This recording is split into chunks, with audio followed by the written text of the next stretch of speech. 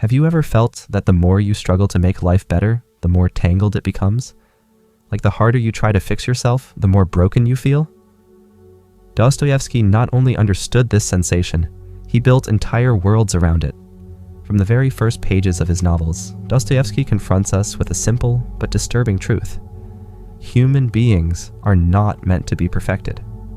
In Notes from Underground, the underground man sneers at the idea of a rational, utopian society where everyone acts logically for the greater good. He mocks it, not because he hates peace or prosperity, but because he knows we can't help but self-sabotage. Man is sometimes extraordinarily passionately in love with suffering, he writes, and really, who hasn't chosen the hard road when the easy one was clearly better? Think of those moments when you had everything set up, your plan, your schedule, your goals, and yet something inside you whispered, mess it up. We are creatures of chaos, longing for agency, even if it hurts us. The underground man reminds us, we'd rather assert our freedom through destruction than live like cogs in a perfect machine. But why? Why would we do that? Why would we turn down bliss for misery, logic for absurdity? Because suffering reminds us that we're alive. Because ease can feel like death.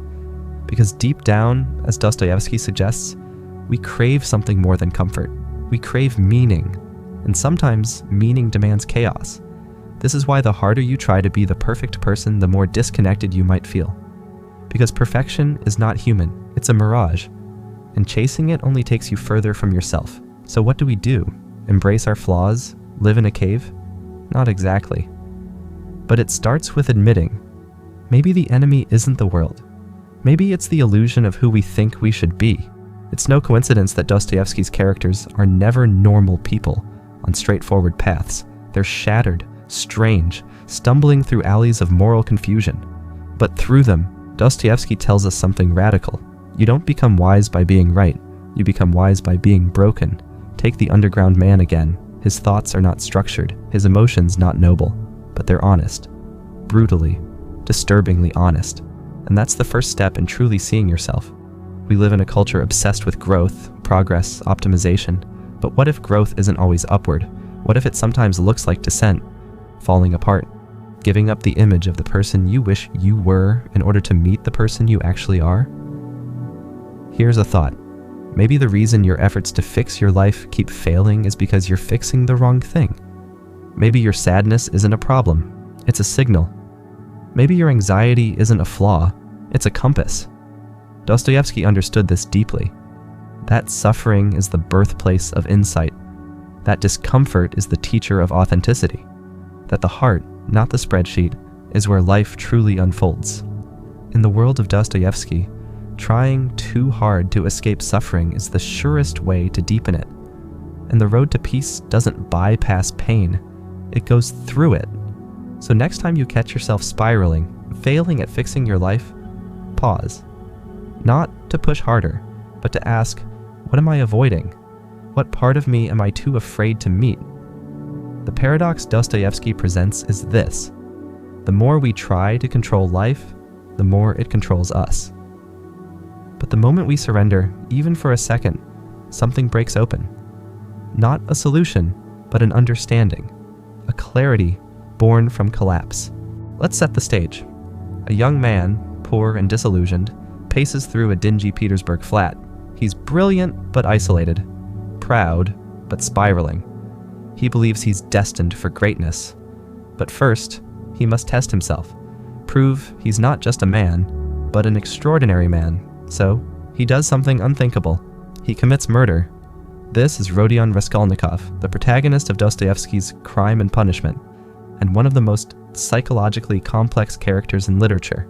He doesn't kill out of passion or desperation. No, he kills because he believes he's logically justified in doing so. It's an experiment, a theory put into action. If great figures in history, Napoleon, for instance, can break laws for the greater good, then why not him? In his mind, the murder of an old greedy pawnbroker will rid the world of a parasite. With the money, he can help his struggling family and fund his own potential to change the world. One dead weight removed for the benefit of many. Clean, utilitarian math. Only it's not clean. It's not liberating. It's not heroic. It's horrifying. The moment the act is done, Raskolnikov is plunged into a psychological abyss. His cool, calculated mind collapses under the weight of guilt and confusion. And here begins Dostoevsky's greatest lesson. Reason alone cannot save you. It cannot guide your soul. It cannot bear the weight of your humanity. Raskolnikov thought he was above morality, that he could transcend it through logic. But Dostoevsky knew better. He knew that the human soul isn't a courtroom of rational arguments. It's a battlefield of conflicting desires, fears, beliefs, and memories. And no equation, no philosophy can contain it all. Now, let's take a step back. How often do we, in our modern lives, try to think our way out of suffering? We intellectualize. We rationalize. We tell ourselves we shouldn't feel this way. We weigh pros and cons. We search for life hacks and optimize strategies. We treat emotion like a bug in the code. But Dostoevsky reminds us, it's not a bug. It's the core system. The tragedy of Raskolnikov isn't just that he committed a crime. It's that he misunderstood what it means to be human. He believed he could separate reason from conscience, mind from soul. And this fracture, is what tears him apart. One of the most chilling and brilliant aspects of crime and punishment is how it allows us to sympathize with a murderer. We see his fear, his pain, his longing. We see how isolated and lost he is, how convinced he is that reason can deliver him from despair. But reason without love, it becomes cruelty. Reason without humility, it becomes arrogance. Reason without conscience, it becomes madness. And Raskolnikov's descent is not just physical, it's spiritual. He avoids confession. He isolates himself. He vacillates between defiance and delirium. And all the while, Dostoevsky shows us that his sickness is not curable by thought. It is only curable by grace.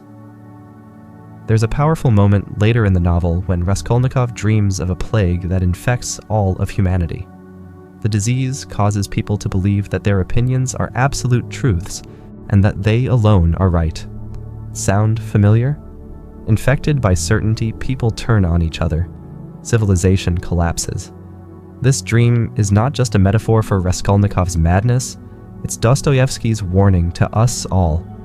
When reason becomes God, when individual belief becomes gospel, when empathy dies in the shadow of intellectual pride, we all suffer. So what's the alternative? Abandon thinking altogether? Remember, Dostoevsky wasn't anti-intellect. He was anti-idolatry of intellect.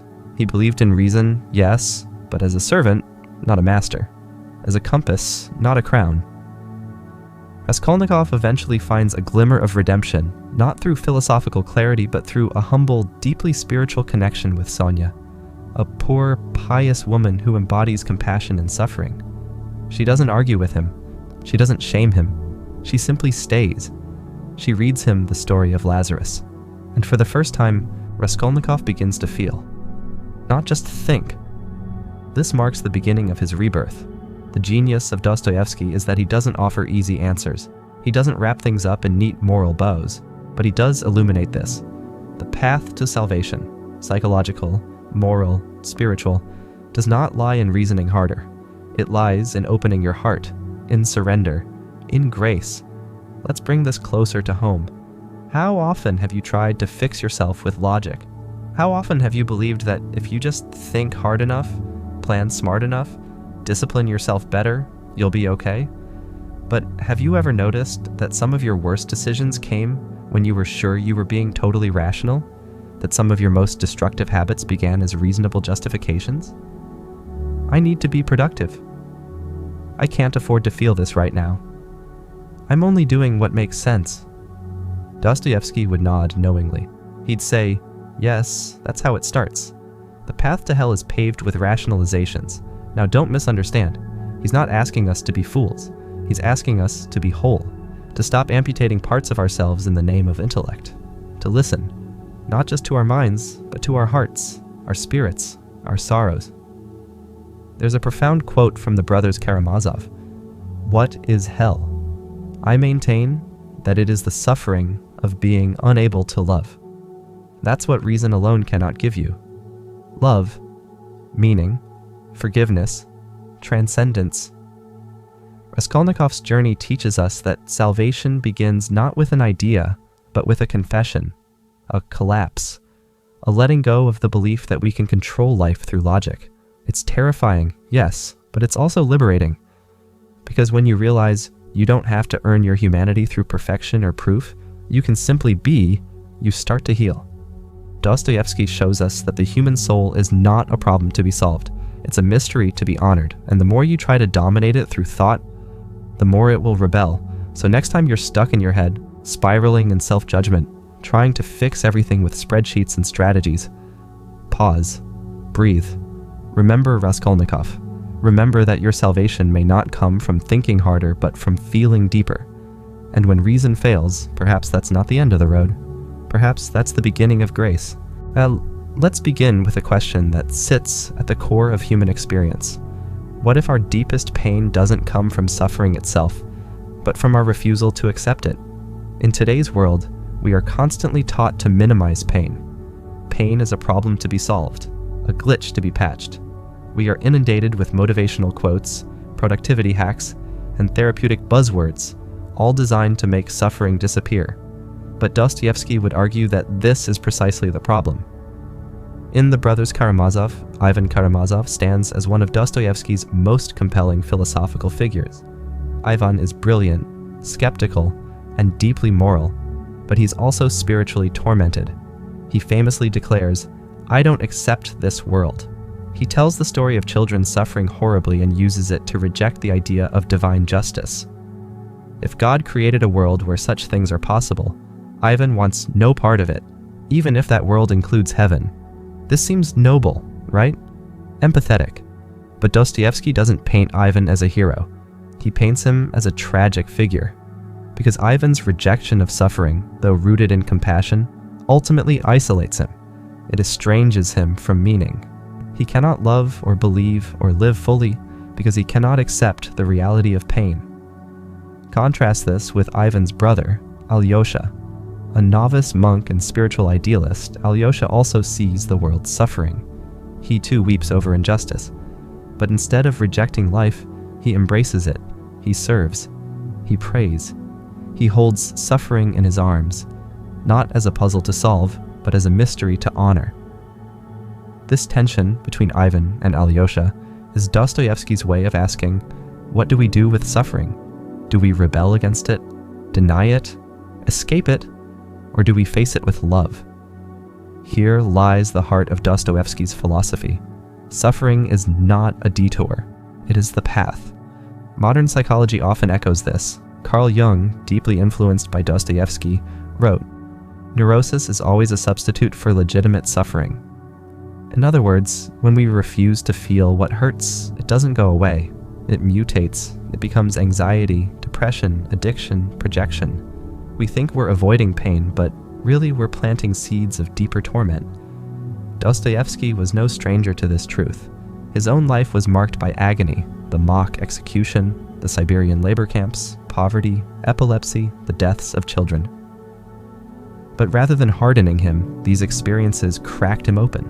They made him more compassionate, more spiritually sensitive, more human. And in his characters, we see this same alchemy. Pain, when embraced, becomes a source of insight. Denial, when clung to, becomes a prison. Think again of Raskolnikov. His suffering doesn't begin when he murders the pawnbroker. It begins when he refuses to accept what that act did to him. He insists he was right. He argues with himself. He rationalizes. But the more he denies, the more haunted he becomes. Or take Dmitry Karamazov, another brother in the Brothers Karamazov. He is impulsive, emotional, prone to violence. But he doesn't hide from his chaos. He owns it. He weeps. He rages. And in doing so, he begins to transform. His suffering doesn't destroy him. It refines him. This is the paradox Dostoevsky returns to again and again. Suffering is not the enemy. Denial is. Let's bring this down to the everyday. How often do you catch yourself saying, "I shouldn't feel this way"? How often do you distract yourself, numb yourself, push through the pain without stopping to ask what it's trying to tell you? Dostoevsky's characters would tell you this. Stop running. Stop pretending. Let the sorrow speak. There's a beautiful moment in Notes from Underground where the narrator in his bitter, ironic tone admits, "I swear to you, gentlemen, that to be overly conscious is a sickness. a real, thorough sickness. It's as if he's saying, being aware of your suffering, truly aware, is unbearable. And yet, it's also the only way to become real. We live in a culture that glamorizes resilience. But Dostoevsky asks us to consider a different virtue, surrender. Not defeatism, but surrender to reality, to the full spectrum of human experience, including anguish. In doing so, we may find something unexpected, compassion. When we embrace our suffering, we start to see it in others. We stop judging. We start connecting. We realize we're not alone. And this, Dostoevsky believed, is the beginning of redemption. Alyosha, for all his saintliness, is not naive. He doesn't believe suffering is good. He simply accepts that it is. And in that acceptance, he becomes a vessel for love. He walks into the darkest places, not to fix them, but to be present within them. Dostoevsky doesn't offer us the comfort of solutions, but he offers something better, the comfort of solidarity. He shows us that being human is hard and that it's okay not to be okay. So if you find yourself exhausted by your efforts to escape sadness, to outthink grief, to conquer fear, maybe it's time to stop fighting. Maybe it's time to sit quietly and say, yes, this hurts, and that's okay. Because when you say that, something shifts. You're no longer at war with yourself. You're no longer split between the person you are and the person you think you should be. You're just here, in this moment, feeling what is true. And in that space, Dostoevsky tells us, grace becomes possible, not because you fixed your life, not because you overcame your demons, but because you saw them and stayed. In Dostoevsky's world, that is heroism, that is faith, that is love. And if that sounds too soft, too passive, too poetic, just remember, it took a man facing a firing squad to teach us this. The wisdom that suffering imparts is not flashy. It won't trend on social media. But it will change your life. Because when you stop denying pain, you stop denying yourself. And that is where the real journey begins. Have you ever hit rock bottom and thought, this is it? I'm done for? Dostoevsky believed that this moment, this collapse of the self, wasn't the end. It was the beginning. The paradox at the heart of his philosophy is this: you must fall, even shatter, before you can rise. In his world, redemption is not found in success, but in suffering. Not in perfection, but in the raw, ugly truth of being broken. Let's talk about the idiot. Prince Mishkin, a central figure in Dostoevsky's The Idiot, is described as a positively good man. He's compassionate, humble, innocent, practically Christ-like. And yet, what happens to him in the world? He is destroyed. Not by villains, not by war, not even by his own flaws, but by society's inability to accept his purity. The world isn't made for saints. It chews them up and spits them out. Mishkin is mocked, exploited, and misunderstood. His goodness is seen as stupidity. His honesty makes others uncomfortable. And in the end, his sanity fractures beneath the weight of the world's cruelty. The message? If you try to live as a perfect person, selfless, kind, without ego, the world won't embrace you. It will break you. But here's the twist. Dostoevsky doesn't seem to suggest that we shouldn't strive for goodness. Instead, he seems to ask, what does it say about us that we destroy what is most pure? Why is goodness so incompatible with reality? And are we, perhaps, better people when we admit we're not good? This idea echoes throughout the brothers Karamazov, particularly in the story of Ivan and Alyosha. Ivan, the intellectual and skeptic, delivers one of the most haunting indictments of God and justice in literature. He presents brutal, heart-wrenching examples of innocent suffering, especially of children, and demands, what kind of God permits this? He declares he's returning his ticket to heaven if the price is such horror. Meanwhile, Alyosha, the spiritual, gentle soul, doesn't argue with logic. He doesn't offer grand theories. He simply chooses love, quiet, persistent, grounded love. Not because he has all the answers, but because love is the only response that feels human. So what is Dostoevsky saying here? He's telling us that redemption isn't found in theological debates or utopian systems. It's found in human connection, in bearing suffering together, in compassion, in the humility of admitting we're not gods, not heroes, just people stumbling around trying not to hurt each other more than we already do. One of the most powerful quotes from the brothers Karamazov comes from the character Zosima, a monk who teaches that everyone is really responsible to all men for all things. At first glance, this seems absurd. I'm responsible for someone else's crime? For their pain? How? But Dostoevsky is probing something deeper, a collective conscience. He's saying that the line between good and evil isn't drawn between nations, ideologies, or even individuals. It runs down the middle of every human heart. We are all capable of the worst and the best. That's why his characters are never cartoonish villains or perfect heroes. They are contradictory, messy, and real. Raskolnikov murders for a theory and breaks for guilt. Ivan rejects God but cannot reject love. Mishkin tries to be good and collapses under the weight of that effort. What Dostoevsky's characters discover, and what he seems to want us to realize, is that true growth comes not from avoiding suffering, but from confronting it. Not from claiming we're righteous, but from confessing we're lost. Why do we find it so hard to admit we're wrong? In Dostoevsky's world, pride is the real enemy, not sin. Sin he can forgive, pride not so easily. Because pride is the refusal to see yourself clearly. It's the armor we put on to keep from feeling vulnerable. But it also keeps out love. It keeps out grace. It keeps us alone. Think of Dmitry Karamazov, another chaotic, tormented soul. Passionate, impulsive, at times violent, he's accused of a terrible crime and faces a moral and legal reckoning. He swears he didn't do it. And he didn't. But he accepts punishment anyway, believing it may cleanse his soul. His suffering becomes a form of redemption, not because he's guilty of that crime, but because he's guilty of so much else. Like many of us, he carries the weight of regrets he can't articulate, and maybe doesn't fully understand. In Dostoevsky's vision, then, suffering has a redemptive power, but only when embraced, not avoided. When we try to sidestep it, we twist ourselves into knots, building false identities, chasing empty pleasures, or clinging to ideologies that promise to erase our pain. But when we face it head on, when we own our brokenness, that's when healing begins. Let's return to a pivotal idea. The harder you try, the worse it gets. It doesn't mean stop trying.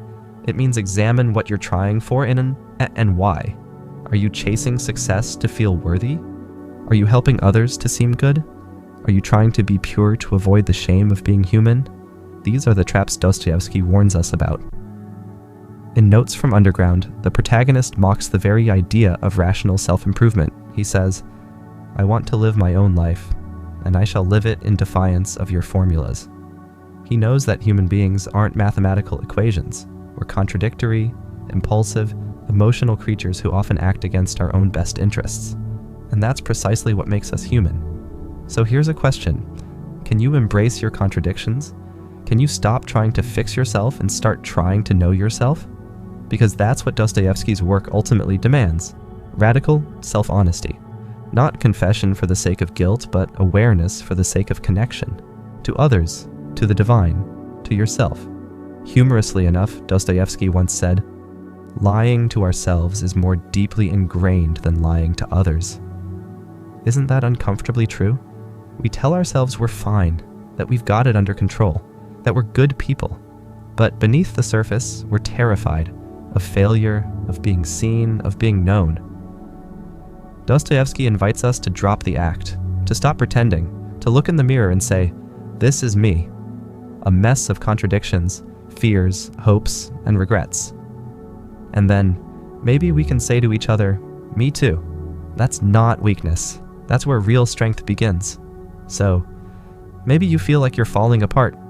Maybe life hasn't gone the way you planned. Maybe you're trying so hard to keep it all together. And the harder you try, the more you feel like a fraud. Dostoevsky would say, "Good. You're finally close to something real. Don't run from it. Go deeper. The cave you fear to enter, as the saying goes, holds the treasure you seek." In Dostoevsky's world, that treasure isn't perfection. It's truth. It's connection. It's the profound and painful realization that being human isn't about becoming pure. It's about becoming real. And that's a journey worth taking. Imagine you've convinced yourself that doing something terrible, something unthinkable, is actually the logical, moral thing to do. You believe you've solved the equation of life, that you've transcended guilt, emotion, even conscience itself. Now imagine doing it, and unraveling entirely. That's the journey of Rodion Raskolnikov, and it's Dostoevsky's most brutal lesson. Reason cannot save you from yourself. In Crime and Punishment, Dostoevsky introduces us to a young man who seems, at first, like a victim of circumstance. He's poor, isolated, intelligent, but suffocating under the weight of his ideas. Raskolnikov isn't just struggling financially, he's at war with the world and with himself. His mother and sister are sacrificing everything for his future. His pride is wounded, his ego is inflamed, and he's become obsessed with a theory that some people, extraordinary people, have the right to transgress moral boundaries for the greater good. In his mind, he's not a criminal, he's a philosopher, a man above conventional morality. And so, he does what he believes Napoleon or Caesar would have done. He kills a corrupt pawnbroker and steals her money. But here's the twist. The moment it's over, everything collapses. He's not powerful. He's not enlightened. He's not even in control. He's just broken.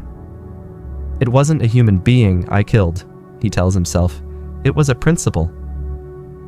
But that lie doesn't hold. His body shakes. His mind splits.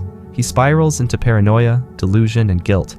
The very intellect that justified the act now turns on him. His reason becomes a prison, not a path to freedom. Why? Because Dostoevsky understood that human beings aren't computers. You can't outthink your soul. You can't suppress conscience with a clever argument, and you can't murder part of yourself and expect the rest to survive unscathed. This is the core flaw in Raskolnikov's logic, and in the modern obsession with reason above all else. Dostoevsky wasn't against reason, but he believed that without love, humility, and spiritual grounding, reason becomes a weapon. It carves us into pieces. It rationalizes atrocities.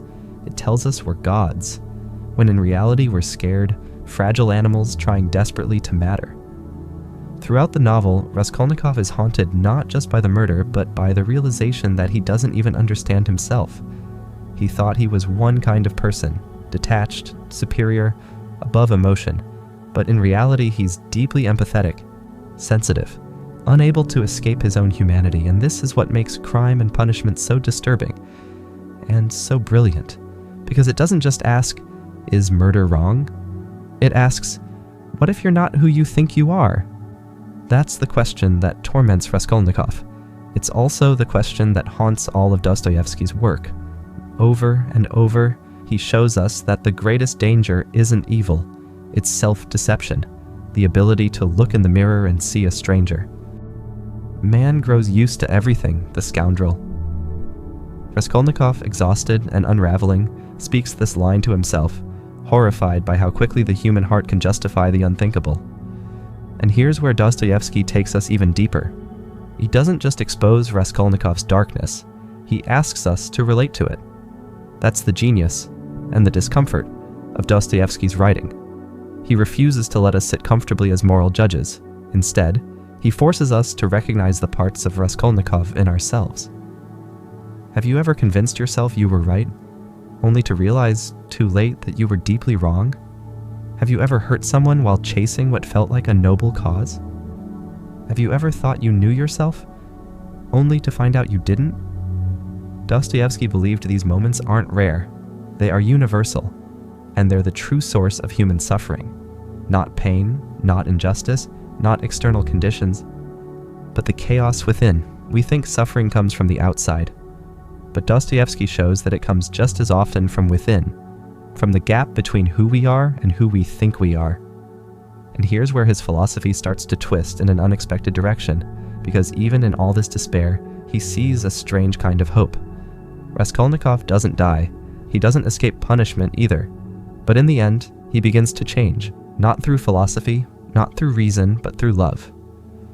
Specifically the quiet, patient, irrational love of a woman named Sonia, who chooses to suffer with him rather than abandon him. It's not a grand, dramatic transformation. It's subtle. It's slow. But it's real.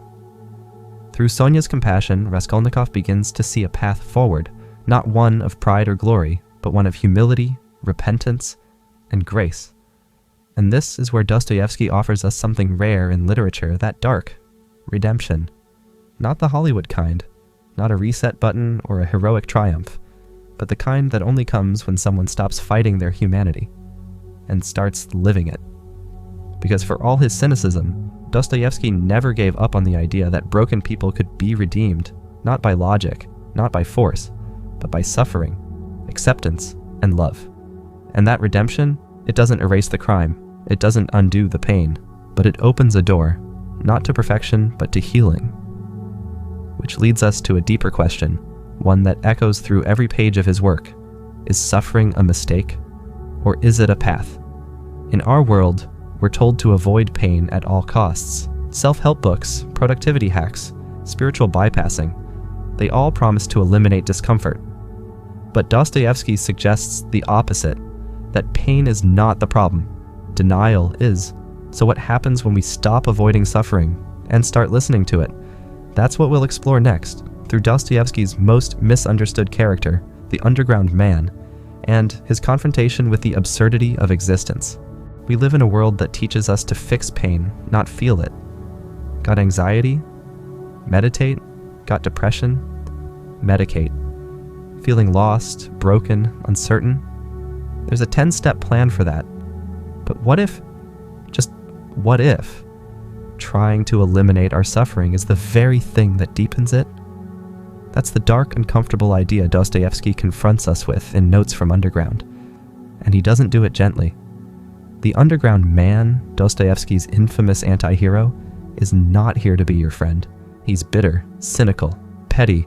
He contradicts himself constantly. He sabotages every chance at happiness he gets. And that's precisely the point. I am a sick man. I am a spiteful man. I am an unattractive man. That's how he opens his monologue. A confession not of villainy but of awareness. This man is falling apart, and he knows it. But unlike most people, he refuses to pretend otherwise. He knows the truth, that beneath all our talk of rationality and progress, we are creatures of chaos. And no amount of modern convenience, no amount of reason or technology or positive thinking can change that. Man is sometimes extraordinarily, passionately in love with suffering. And here's the paradox. The underground man hates suffering. And yet, he clings to it. Why? Because it's his. It proves he's alive. That he's not just another cog in the machine. In his eyes, to be fully human is to feel, even if what you're feeling is unbearable. And anyone who tells you otherwise is selling a lie. The central theme in Notes from Underground isn't just that suffering exists, it's that our attempts to eliminate it are doomed from the start. Because suffering isn't the enemy, denial is. Let's be honest, most of us are terrified of feeling things too deeply. So we distract ourselves, we stay busy, we intellectualize, we joke, we plan, we optimize. We try so hard to be okay that we don't realize we're faking our way through life. The underground man sees right through this. He mocks the idea that humans can be perfected through logic and reason, that we can be engineered into happiness like a machine tuned for efficiency. You see, gentlemen, reason is an excellent thing. There is no disputing that. But reason is nothing but reason, and satisfies only the rational side of man's nature, while will is a manifestation of the whole life, that is, of the whole human life, including reason and all the impulses. Translation: we aren't just thinking machines. We're emotional, spiritual, irrational messes, and any philosophy that doesn't account for that is a lie. This is why utopian visions, perfect societies, perfectly logical systems always collapse. Because they forget the wild card, human nature. Even if you gave everyone in the world food, shelter, peace, and purpose, someone, somewhere, would light a fire just to watch it burn. Not because they're evil, but because they want to prove they can. Shower upon him every earthly blessing, and even then, out of sheer ingratitude, sheer spite, man would play you some nasty trick. That's not pessimism. That's prophecy. We are not wired to be content. We crave agency more than happiness. We'd rather be free and miserable than safe and fulfilled. We'd rather sabotage perfection than submit to a system that tells us who we are. So what does this mean for us? It means we need to stop pretending that suffering is some unfortunate glitch in the human experience. It's not. It's built into our operating system, and our denial of it, our refusal to face it, is what keeps us miserable. Because when you deny your suffering, it doesn't disappear. It festers, it shapeshifts. It shows up as anxiety, apathy, resentment, projection, perfectionism. The more you push it down, the louder it gets. And here's where the underground man becomes uncomfortably relatable. He knows what he's doing. He knows he's self-destructive. He even mocks himself for it. But at least he's honest. At least he's not pretending. That's the gift buried in all his ugliness. Brutal self-awareness. He dares to ask questions we avoid. What if your pain is trying to tell you something? What if your suffering isn't a problem to fix, but a message to receive? What if avoiding discomfort is the reason you feel numb? These questions aren't pleasant. They don't make for cute Instagram quotes, but they matter. Because if you can't sit with your pain, if you can't listen to it, you'll never understand yourself. You'll spend your whole life running from something that's part of you. And here's the Dostoevskian twist. Your suffering might just be the only honest thing about you. It cuts through the performance, the masks, the roles. It reminds you that you're not just a resume or an aesthetic or a brand. You're a human being, confused, scared, longing to connect. And half the time, you don't even know why. There's strange freedom in admitting that. It doesn't mean wallowing. It doesn't mean giving up. It means stopping the performance long enough to ask, what am I really feeling? What am I really afraid of? What am I trying so hard not to see? Because the harder you try to escape suffering, to outthink it, outwork it, outgrow it, the more it owns you. But the moment you turn and face it, things start to change. Not in a straight line, not instantly, but something shifts. You begin to integrate, to become whole, not perfect, but real. And that, according to Dostoevsky, is the beginning of redemption. Not the end of pain, but the acceptance of it as part of the story. The underground man never gets there. He remains trapped in his own contradictions.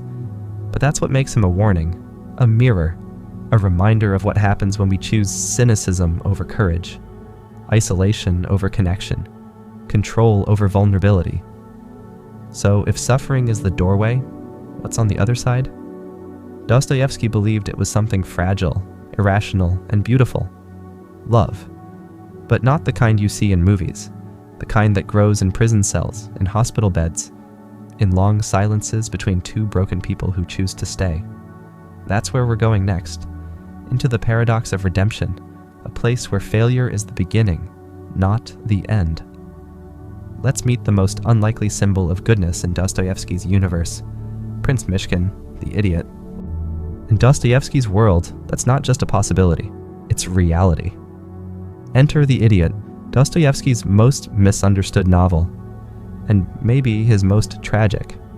At its center is Prince Mishkin, a character so pure, so forgiving, so sincere, that everyone around him assumes he must be mentally deficient. After all, who behaves like that in the real world? But Mishkin isn't a fool. He's a mirror. And what he reflects back is unsettling. Our discomfort with goodness, our inability to trust kindness, our instinct to destroy what we can't understand. From the very beginning, Mishkin's presence disrupts everything. He forgives those who insult him. He gives money to those who mock him. He speaks truth when it would be easier to lie. He isn't weak, but he's vulnerable, open, soft in a world that worships sharpness. And how does the world respond? With cruelty, with ridicule, with suspicion. Compassion is the chief and perhaps the only law of human existence. Prince Mishkin. This idea, that compassion is the only law, sounds beautiful. But Dostoevsky doesn't treat it like a fantasy. He shows what happens when that law is lived out in real life. It fails. Or rather, we fail it. Because in a society built on ego, control, and manipulation, true goodness looks like madness, and Prince Mishkin, despite all his virtues, ends up broken. By the end of the novel, he is emotionally shattered, spiritually exhausted, and mentally unwell. He's not rewarded for his purity, he's consumed by it, and the world keeps turning.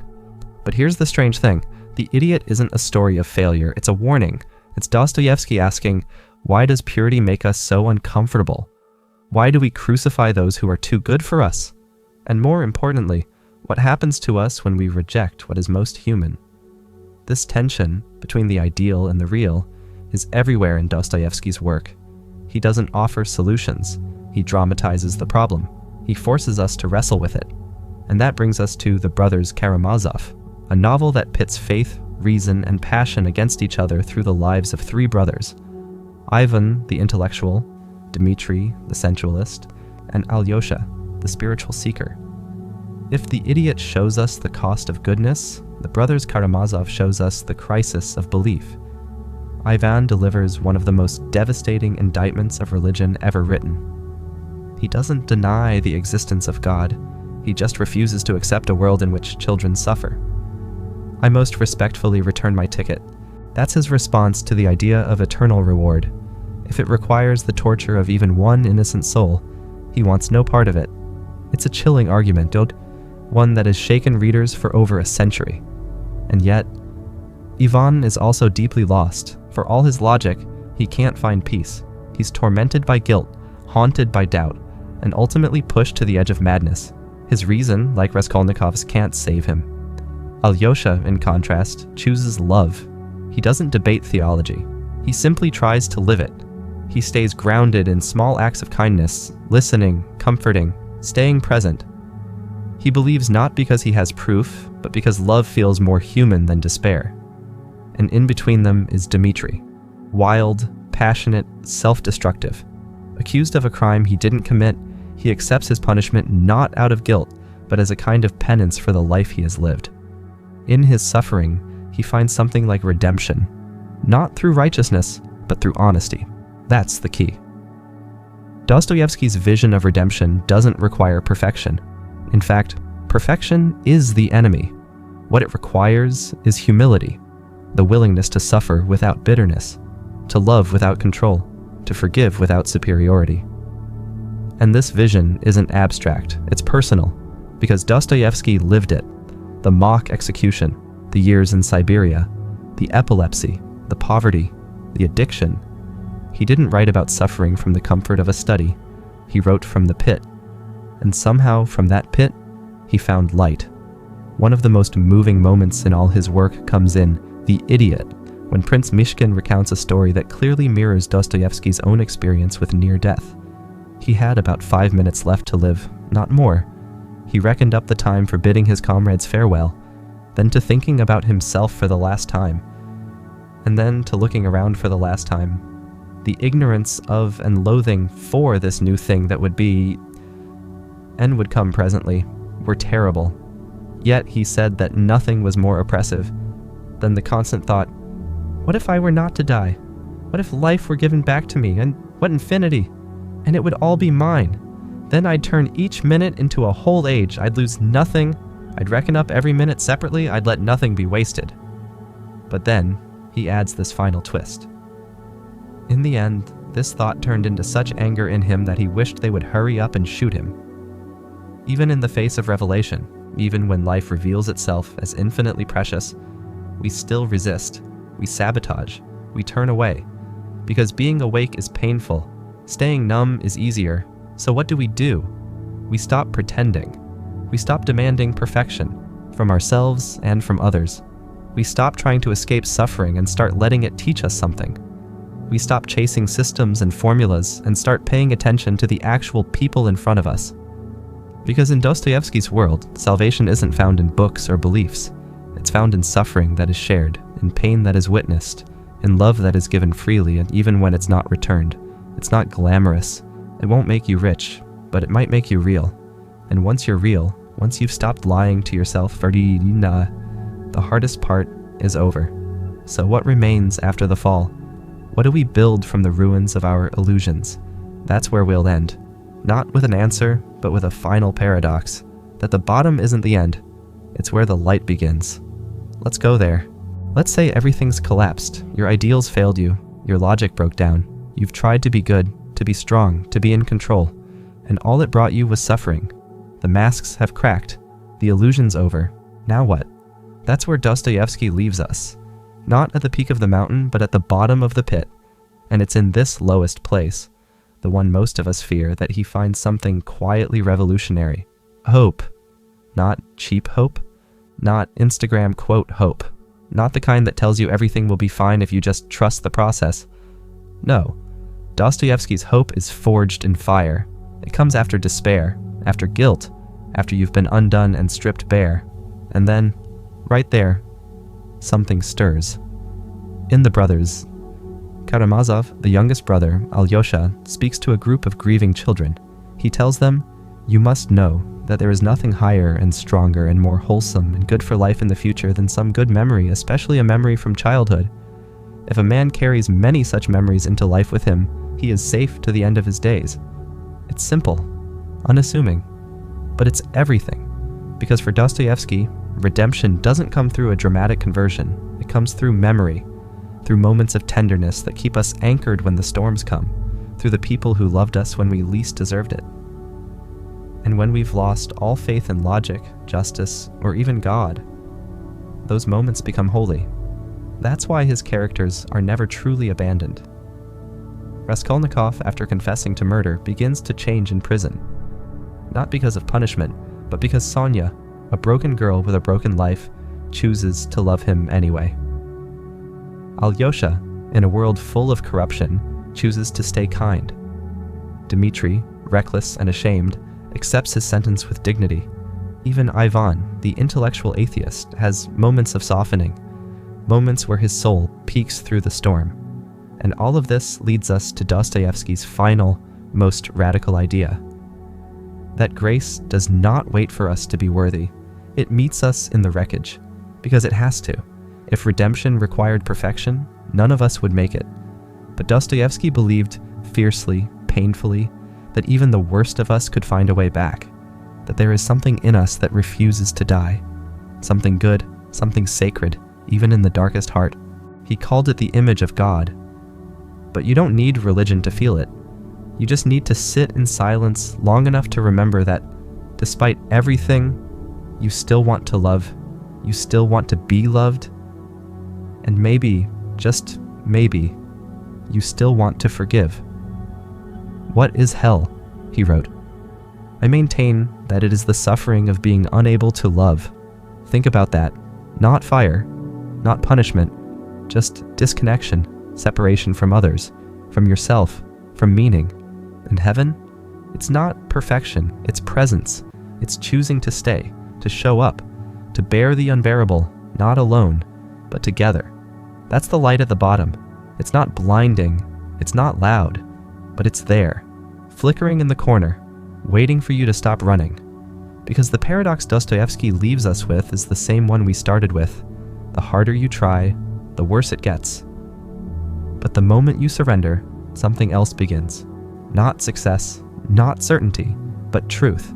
And truth, even when it's painful, even when it demands everything from you, sets you free. Not in the way we expect, not like a movie ending, but like a slow, quiet breath after years of holding it in. So, if you've fallen apart, good. You're ready. Ready to stop pretending. Ready to stop running. Ready to begin again. Not as the person you thought you should be, but as the person you really are. A storm. A contradiction. A broken masterpiece. Just like Dostoevsky. Just like his characters. Just like the rest of us. Because maybe the point was never to escape the human condition. Maybe the point was to fully live it. Welcome to the light at the bottom. If you've made it this far, thank you, not just for watching, but for feeling your way through this journey, through suffering, contradiction, and chaos, through Dostoevsky's terrifying truths and quiet hopes. If anything here struck a nerve, lingered in your mind, or made you feel less alone in your confusion, that's not an accident. That's the beginning of something. Because maybe you've realized that your flaws aren't failures, that your pain isn't proof you're broken. Maybe, just maybe, the storm inside you is where your story actually starts. And if that resonated with you, I invite you to stay. This channel is about peeling back the layers of philosophy and psychology. Not just as abstract ideas, but as tools for understanding who we are beneath the surface. The messy, human parts. The parts most people try to hide. So if you want to keep exploring, click subscribe. Hit the bell so you don't miss what's next. Leave a comment. Tell me what part hit you the hardest. Let's build something here. Not just content, but a space for real thought and feeling. And remember,